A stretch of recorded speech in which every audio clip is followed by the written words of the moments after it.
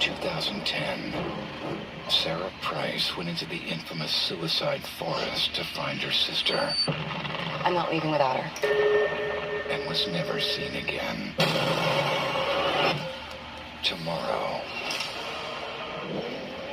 Hello? Experience the most terrifying place on Earth. The Forest, rated PG-13. And somewhere in a movie theater in California in January of 2016, a young Logan Paul is going to his friends and saying, "Hey bros, I just got the most amazing idea ever. Let's go to the suicide forest and make a video out of it. Surely it won't fuck me up in any way, shape, or form or ruin my career or anything." I sincerely apologize for that. Welcome to Time About the Movies, everybody.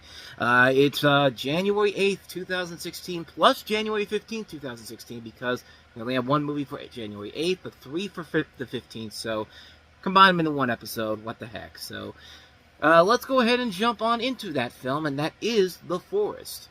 The majority of the story is set in and around the Aokigahara Forest, a forest at the northwest base of Mount Fuji in Japan, known as the popular destination for suicide. You have a young woman named Sarah Price, played by Natalie Dormer from Game of Thrones, an American woman who receives a phone call from the Japanese police telling her that they think her troubled twin sister, also played by her, is dead, as she was going into the forest. Despite the concerns of her fiancé Rob, she journeys to Japan and arrives at the hotel where her sister was staying. At the hotel, she meets a reporter named Aiden. They drink together and she tells him of her parents' death. In reality, her father killed her mother, then committed suicide. But she tells him that they were killed by a drunk driver. Interesting little parallel there. I mean, her sister saw the bodies, but she didn't look. Aiden invites her to go into the forest with him and a park guy, Michi, so she can look for her sister. So yeah, it's your typical stupid white people going into places that they shouldn't go into type of a film. But the thing about the movie is that there is an intriguing idea here. This whole place where this takes place in, it's a fascinating thing in general here. Like, it's interesting to see it. I would never go there in my entire life because of the freaking name. But, I mean, I think it's a movie where there is potential for some good ideas here. But unfortunately, like I said, it falls into predictable category, the predictable category of a stupid white person going into a place that she should never go into. And what do you think is going to happen? Yeah, it's a movie where it really takes an opportunity that could have been really interesting and doesn't really do a whole lot with it. I'll give Natalie Dormer credit. She is doing the best she can with this, playing this dual role. I thought she was actually one of the best things about the movie.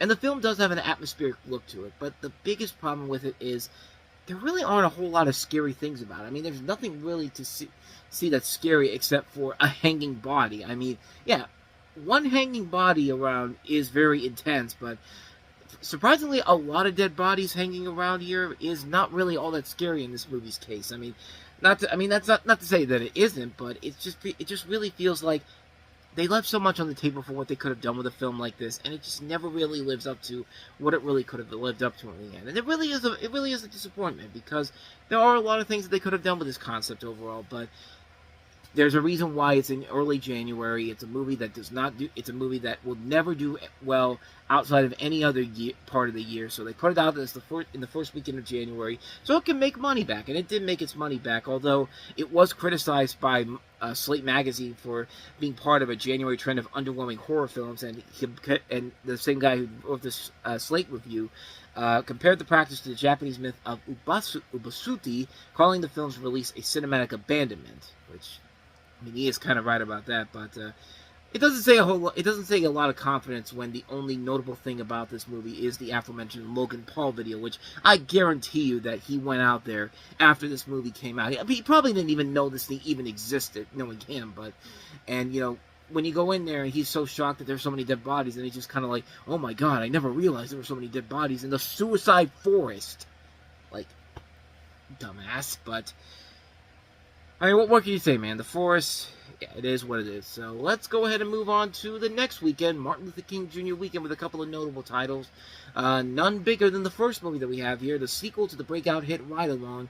So, of course, that means Universal's got to destroy it with a sequel, Ride Along 2. Is marrying your sister? Man, Angela gets busy. You say that again, I'll shoot you in the face. Listen up, you got a new assignment. We're sending you to Miami. I'm taking the lead because we're not ready. I'm ready then. Okay, when do we start doing that? Let's get ridiculous! Help me get some hard evidence. How do we get in undetected?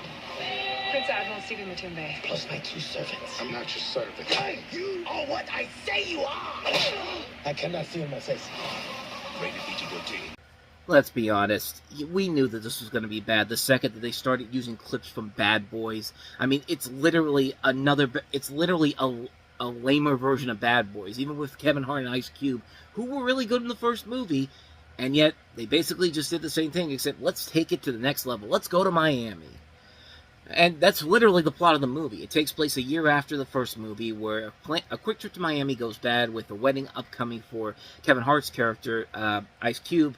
Ice Cube and Kevin Hart go to Miami to follow up on a lead connected to a drug ring case they've been trying to crack. And in Miami, they meet a no-BS homicide detective played by Olivia Munn, who lets them know that Miami is her turf. They also encounter AJ, played by Ken Jeong. So they're bringing in all these different people from other franchises into this, who's a shady, cocky computer hacker who reveals evidence that implicates a well-respected local businessman, the wealthy Antonio Pope. Pope harbors a vicious streak and rules South Florida's drug trade. If Ben and James can convince the authorities that Pope is a brutal crime boss, they'll stop his spree. If they fail, well, there may not be a wedding after all. I mean, they could probably still have the wedding, but okay. See, that right there is part of the problem with this movie in general. It's that you knew it was going to be one of those lame comedy sequels to the point where they're literally saying in the movie, I can't believe we're doing this all over again. There's literally a scene where they're saying this, and it's just kind of like, you know, a comedy sequel is smart enough to know that you shouldn't say this type of stuff, because when you do that, we realize that you guys literally have nothing of value to bring to the table, except you're making a movie based off the first movie because it was so successful, and you're bringing in all these stars in here. I mentioned Ken Jeong, Olivia Munn, Benjamin Bratt is the bad guy in here. You're bringing in Glenn Powell, Nadine Velasquez, Tyrese Gibson. I mean, this movie was almost going to be called a Fast and Furious type sequel name with Ride Together with 2 in the title, because poor literacy is A-okay, like that type of thing. And I mean, what more do I gotta say about the movie, man? It's a movie that is just lazy. It takes a lot of the charm from the first movie out of it. It's another one of those here we go again sequels, and you could just tell they had no plans on making a sequel because they did not realize the first one was going to be as successful as it was. And, yeah. This is what the end result of it. But sadly, this was a big success, and for the longest time, we weren't. But not enough for Universal to say, let's make another one right away, because we hadn't had a sequel in 10 years. But don't worry, folks, because as of this past week I was recording this, April 13th, the day of this, they have announced that they are moving forward with a Ride Along 3, because why not? It's 2026. Who cares if nobody cares about these movies anymore? The name speaks for itself, baby. The money will come pouring in. God, I can't wait for this trend to end, because this is getting ridiculous, man. But anyway, that's a whole other thing altogether. But nevertheless, Ride Along 2, yeah, don't take the Ride Along this time around. This is pretty bad. So, with that said, let's get to easily the best movie of the week. And what a shocker, it actually came from Michael Bay, of all people. This is 13 Hours, The Secret Soldiers of Benghazi. Benghazi is under attack. We are overrun. We are the only help they have. Hey, it's me. I want you to hear from me first. We had a problem, you know. Whatever you hear on the news, it's over now.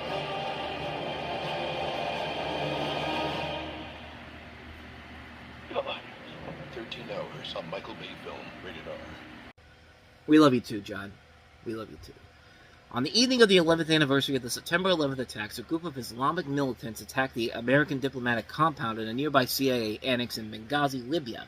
CIA security contractors, military veterans who served with the Navy SEALs, Marine Force Recon, and Army Special Forces undertake a desperate defense of the American ambassador and his staff with the diplomatic compound.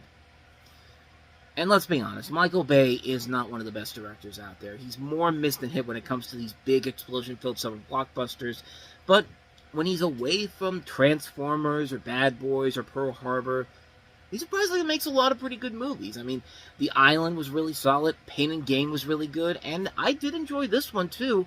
It might be the weakest of his more minuscule budget movies, but nevertheless, it's certainly a much better movie than having to sit through Transformers Age of Extinction again, or Transformers Last Night for that matter. But The best aspect of this is the acting. Not only is John Krasinski really good here, you got James Badge Dale, Max Martini, Dominic Fumasa, David Denham, Pablo Schreiber, just to name a few of the cast members in this movie. And I think it's funny that Jim and Roy from The Office are in this movie together. I bet they had some wonderful conversations about their time on that, but that's, the character, if they were the characters, of course. I don't think these two really hit each other real bad, obviously, but what sells, they're what sells the movie, and they are great in this. And for a war film like this, you really need to have those characters you can relate to in a situation like this. What I really like about the movie is that the tension and the action is perfectly handled, and you definitely need those elements again too to make it worth watching. Because none of this movie felt fake, because the tension and the action actually felt pretty real, and the movie doesn't point fingers. It would have been so easy to pull a Fox News and just put the target on Hillary Clinton or President Obama, but I mean, Hillary Clinton isn't mentioned in the movie, Obama's mentioned in there, but it doesn't pull a Fox News and just aims the problem at the obvious targets. The film lets the story speak for itself. There are some problems with the movie, and one of them is the excessive runtime. Granted, like I said, it's nowhere near as bad as Transformers Age of Extinction was, where you're sitting there for over 3 hours and nothing is going on. It's a 2.5-hour movie, but they really could have edited it down where you could have made it into a nice 2-hour film. There are cliches spread throughout the film. The Brotherhood of the Soldiers is so been there, done that. The heroics done in the movie are things that have been done over and over again. The worst cliche is that scene that's all over the trailers, where one of the guys tells the other soldiers that you don't have to go in there, but we're the only ones that we're the only hope they have, and they all go along with that guy. Like, how many times have we seen that scene being done to death in other action movies of this type? We've seen it hundreds of times in the past, and it's always the same thing every time, and it just doesn't work. I kept expecting somebody, when he was telling that line, just like, when everyone's just like, none of you have to go, and just like, oh, thank God, I gotta get back home, we're about to have a kid and all that, and then the guy goes, we're the only ones who have life, and then somebody just goes, just like, fuck, man, I was ready to go home. It's just like, but yeah, you get the idea. 13 Hours is a mix of what works with Michael Bay and kind of the worst of Michael Bay too. The best aspects of it is that the cast is really good, the action is pretty solid.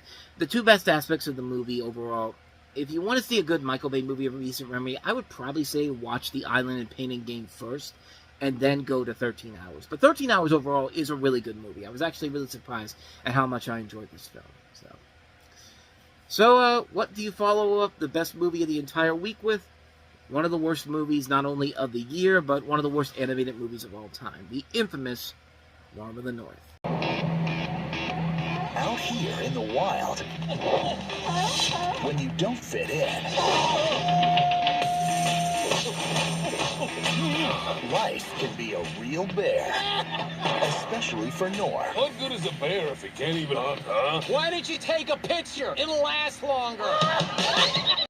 Trust me when I tell you, you're going to thank me for stopping right there, because it only gets worse and worse and worse after that.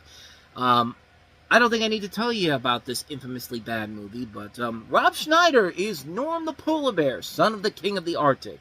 In his youth, he develops the ability to speak to humans, a trait shared by his grandfather. And because of this, he is made an outcast from the other animals, only to be accepted by Socrates, a wise bird, and Elizabeth, a female polar bear who Norm is in love with, who you don't really see a whole lot of in the movie. In fact, the girlfriend barely does anything except show at the end that Norm fucks and he has a family, which, ew. Years later, Norm's grandfather has disappeared and human tourists are filling the Arctic. Socrates shows Norm and 3 Arctic lemmings a luxury condo that has been installed on the ice. Inside this condo is Vera, a representative for wealthy developer Mr. Green. Mr. Green being played by Ken Jeong and Vera being played by Heather Graham. After Norm saves Vera from an avalanche, Mr. Green tells her to find an actor to play a polar bear for their campaign. Socrates convinces Norm and the lemmings to stow away on a ship to New York City.